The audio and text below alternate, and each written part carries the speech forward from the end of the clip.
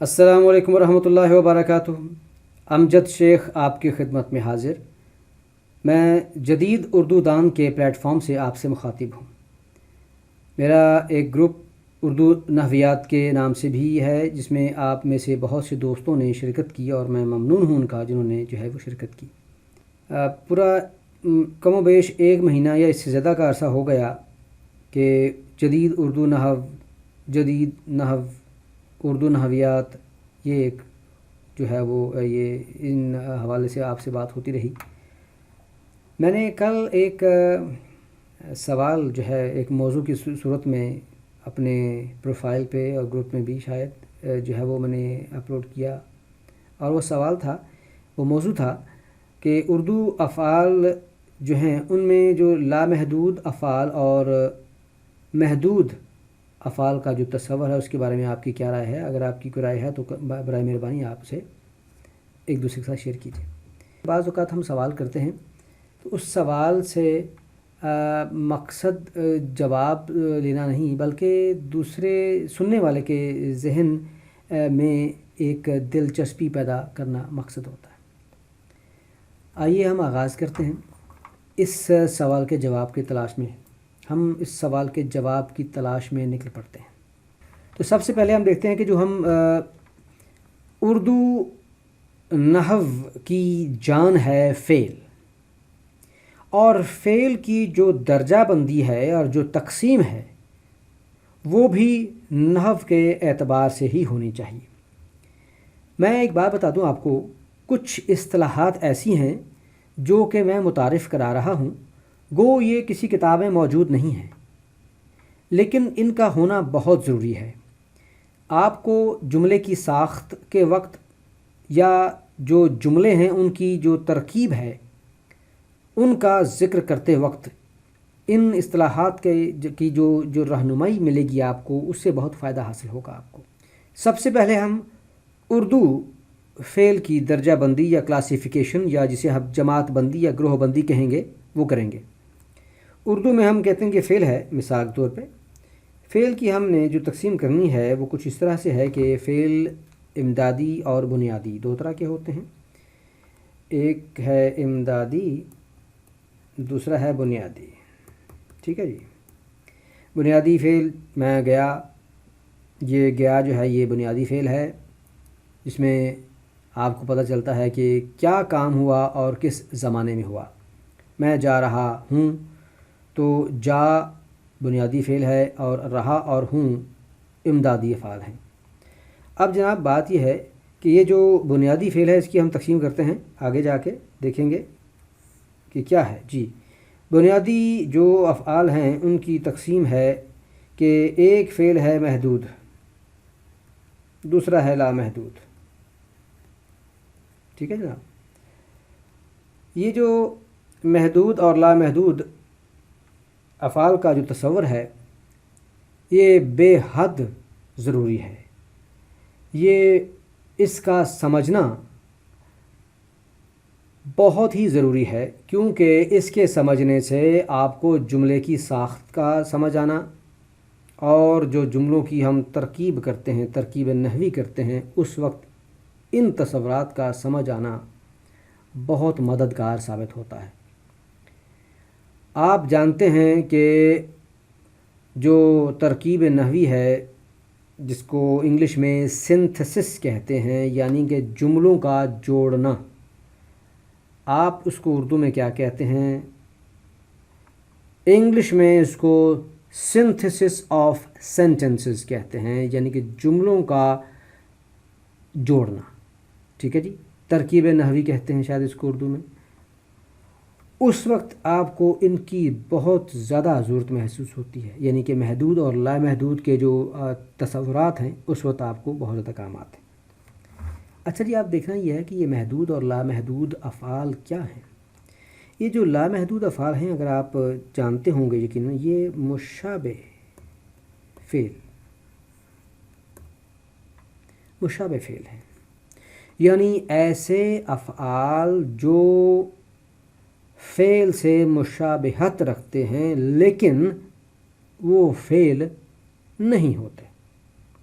یہ 5 قسم کے۔ میں نے اس کے حوالے سے ایک پورا ایک پیج کے اوپر ایک سمری سی بنائی ہوئی ہے، وہ میں نے آپ سب دوستوں کے خدمت میں پیش کی تھی۔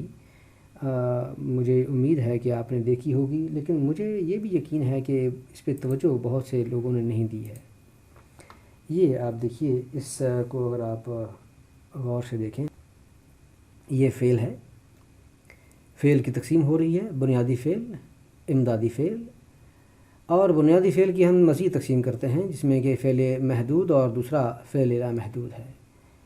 اب ایک ہی جملے میں میں آپ کو ایک ہی جملے میں دونوں قسم کے افعال لے کے آؤں گا، اور اس سے آپ کو اندازہ ہوگا کہ جو فعل محدود ہے وہ کیا ہے اور فعل لامحدود وہ کیا ہے، اور یہ کس طرح سے استعمال ہوتا ہے۔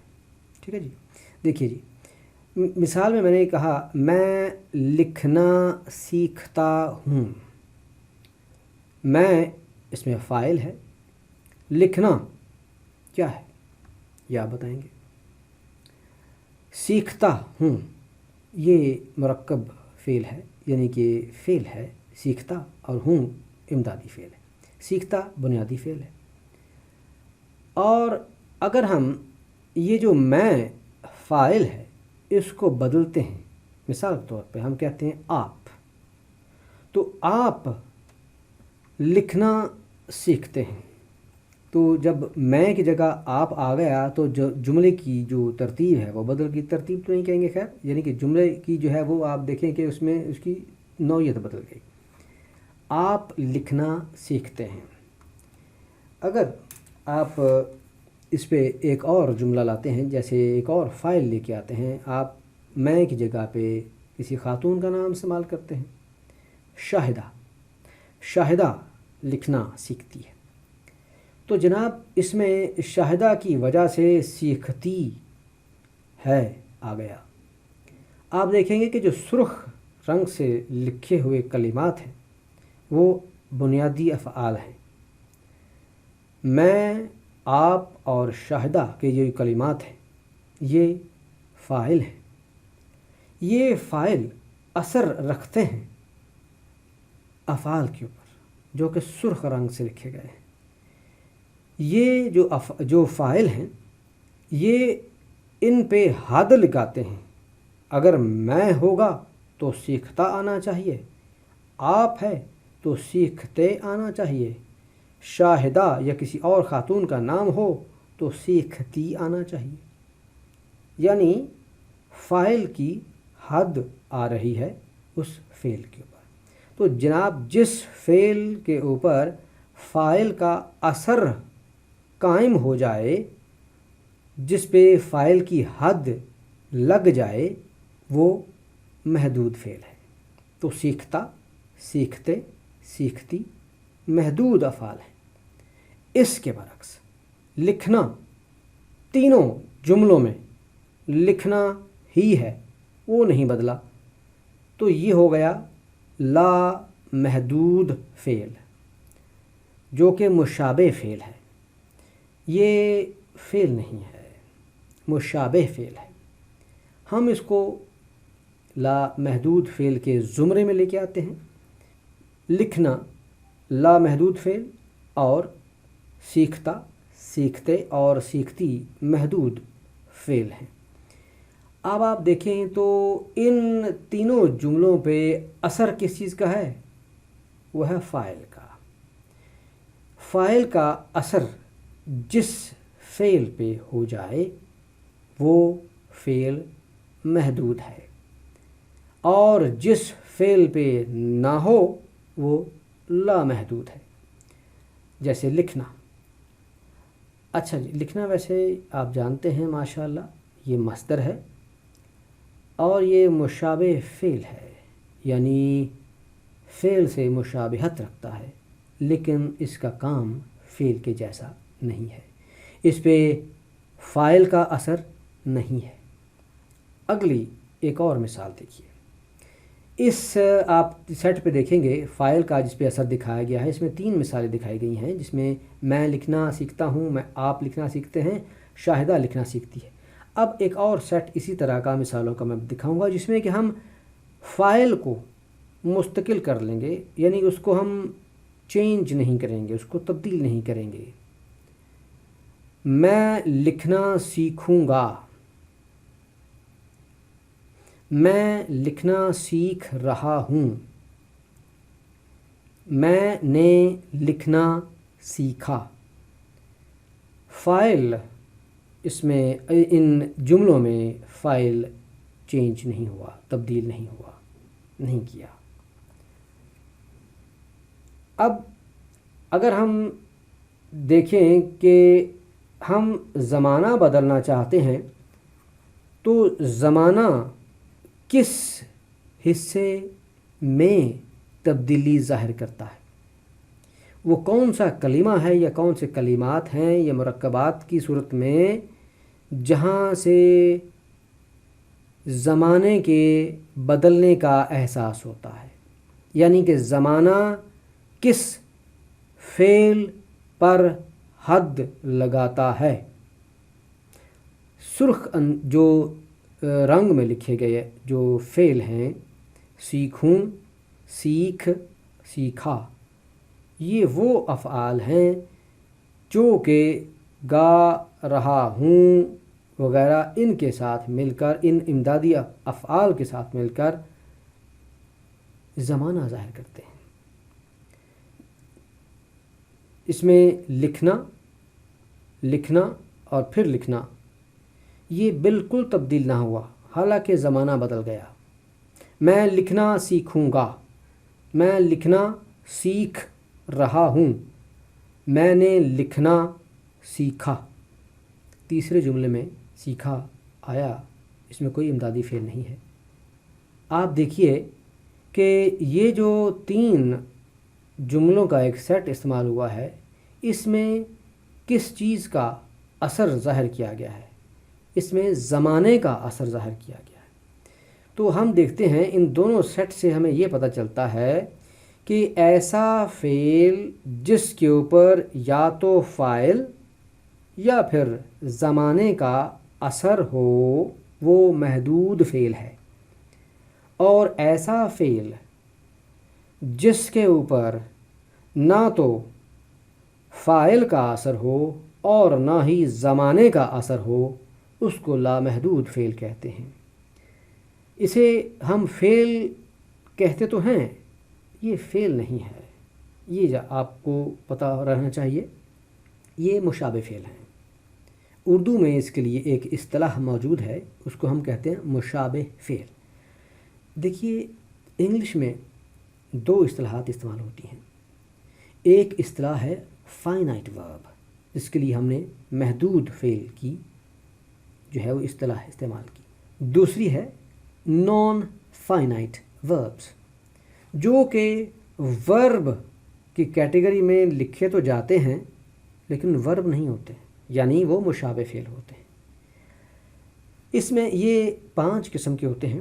یہ جو لامحدود افعال ہیں یہ 5 قسم کے ہیں، اور اتفاق کی بات ہے جو کہ محدود افعال ہیں وہ بھی 5 قسم کے ہیں۔